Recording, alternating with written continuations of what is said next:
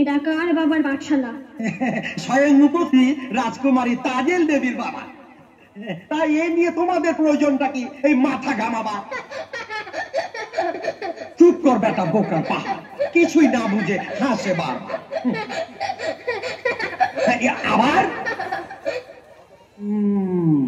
এখন পড়ার খবরটাও দেখতে হয় একবার। কি অবস্থা সবার। বাবা শ্রীমান পটল চাকলাদার, দেখি তুমি পড়ো তো একবার।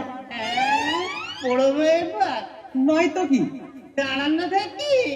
তবে কি বসে থেকে গান থাকতো থাকা? তাহলে পড়ি এবার।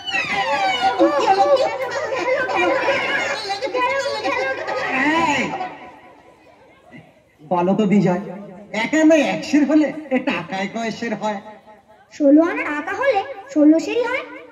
বাবা বাবা, এই তো ভালো ছাত্রের পরিচয়। কে ভালো ছাত্র মাস্টারমশাই? সে কি আর বলতে হয়, রাজকুমারী দার্জিলিং নিশ্চয়ই।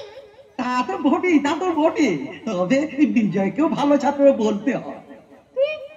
মালিনী ছেলে আবার ভালো ছাত্র কিসের হয়? ও তো আর তাজেলের খাতা দেখে চুরি করে অঙ্ক কষেছে। রাম রাম রাম রাম, এ কি দূর না। মিথ্যে কথা মাস্টারমশাই, মিথ্যে অপমান। তাহলে দুইজনের খাতা দেখলেই হয়ে যাবে সত্য মিথ্যার প্রমাণ।